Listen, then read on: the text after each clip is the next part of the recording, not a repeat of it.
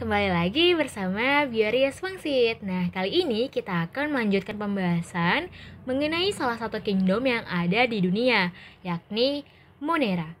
Oh ya, sebelum kita bahas, boleh dong di-subscribe dan diklik tombol loncengnya agar kamu tidak ketinggalan materi dan pembahasan soal-soal UTBK Biologi dari channel ini. Oke deh, langsung aja kita mulai ya. Contoh soal pertama adalah dari UTBK tahun 2021. Soalnya adalah organel yang dimiliki oleh bakteri adalah. Langsung saja kita bahas ya. Kita mulai dari perbedaan sel prokariotik dan sel eukariotik. Seperti yang kita ketahui bahwa berdasarkan struktur dasar sel dibedakan menjadi sel prokariotik dan sel eukariotik. Teman-teman tahu tidak apa sih perbedaan utama dari sel prokariotik dan sel eukariotik? Perbedaan antara keduanya adalah terutama pada ada atau tidak adanya membran inti sel.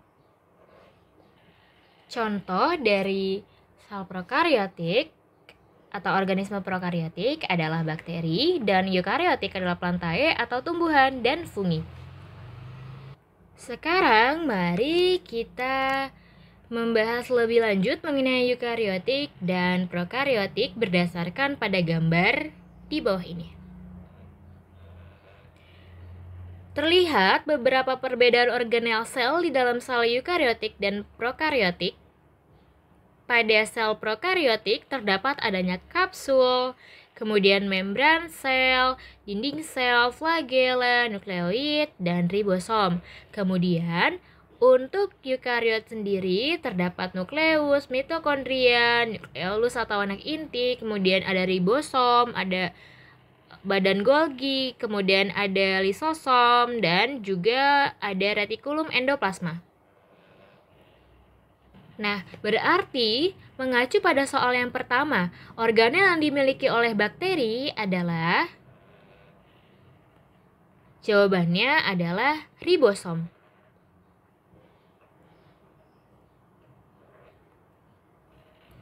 Ya, mohon maaf ya, agak ribet. Berarti mengacu pada soal yang pertama adalah jawabannya opsi E atau ribosom. Karena ribosom terdapat pada sel eukariotik maupun sel prokariot. Sedangkan untuk retikulum endoplasma, badan Golgi, sentrosom, dan lisosom hanya terdapat pada eukariot. Di mana kita ketahui bahwa bakteri adalah salah satu dari contoh sel prokariotik yang termasuk ke dalam kingdom Monera. Baik teman-teman, selanjutnya mari kita bahas soal dari SBMPTN tahun 2018, yakni pengelompokan bakteri berdasarkan kelompok bakteri gram positif dan gram negatif didasarkan pada. Langsung saja ya kita jawab. Dinding sel pada bakteri tersusun atas peptidoglikan. Baik gram positif maupun gram negatif, semua bakteri tersusun oleh peptidoglikan. Tapi pada bakteri gram positif, kandungan peptidoglikan lebih tebal. Selain itu, pada bakteri gram negatif terdapat adanya membran luar yang disebut sebagai membran lipopolisakarida atau LPS. Nah, sementara pada bakteri gram positif tidak ada membran luar. Oke, untuk lebih jelasnya, perhatikan gambar di bawah ini ya. Di sini ada, ya mohon maaf sebelumnya jika gambarnya kurang bagus, namun semoga bisa dimengerti ya oleh teman-teman. Di sini ada bakteri gram positif dan bakteri gram negatif.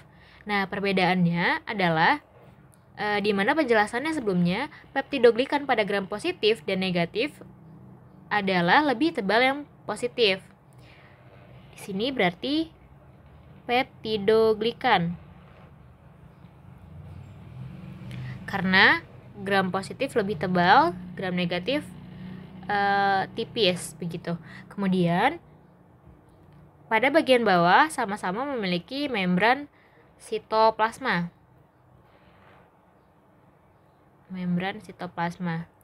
Nah, perbedaannya adalah di bakteri gram negatif ini memiliki membran luar. Jadi di atas peptidoglikan ada membran lagi. Tidak langsung peptidoglikan seperti gram positif. Kemudian ini adalah protein.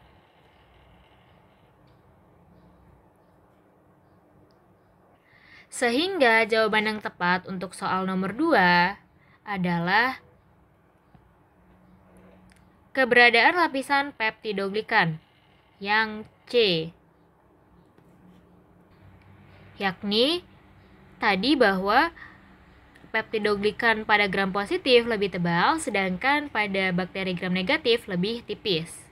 Sementara itu, untuk permeabilitas membran, komposisi kimiawi, dan komposisi senyawa penyusun dinding selnya sama antara bakteri gram negatif maupun gram positif. Sementara untuk penyusun organel sel, karena bakteri tergolong sel prokariotik sehingga tidak terdapat organel-organel sel seperti pada sel eukariotik. Oke, semoga dimengerti ya teman-teman. Kita lanjutkan untuk soal terakhir adalah soal dari SBMPTN 2019. Pada soal ditanyakan beberapa jenis bakteri memiliki struktur dorman dalam sitoplasmanya yang disebut endospora. Hal yang tidak tepat berkenaan dengan endospora adalah kita bahas dari endosporanya dulu ya. Endospora ini terdapat pada bakteri gram negatif maupun gram positif. Oh iya, teman-teman pasti penasaran kan, apa sih fungsi dari endosperma? Apa sih fungsi dari endospora pada bakteri ini?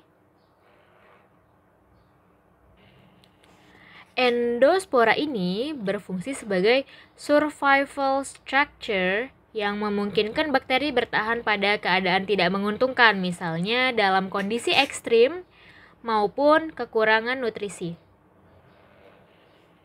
Berdasarkan penjelasan yang sudah dijabarkan, maka jawaban untuk soal nomor 3 adalah A. Karena endospora terdapat pada bakteri gram negatif maupun gram positif. Tidak hanya gram positif saja ya teman-teman. Kemudian untuk opsi B, C, dan D ini adalah fungsi dari endospora, yakni sebagai survival structure. Oke deh teman-teman, mungkin segitu dulu ya pembahasan mengenai Monera. Kalian bisa bertanya di kolom komentar atau request materi mana sih yang ingin kalian pelajari selanjutnya. Stay tune untuk materi dan pembahasan soal-soal lainnya ya teman-teman. Mohon maaf jika aku ada salah-salah kata dan penyebutan. Terima kasih banyak.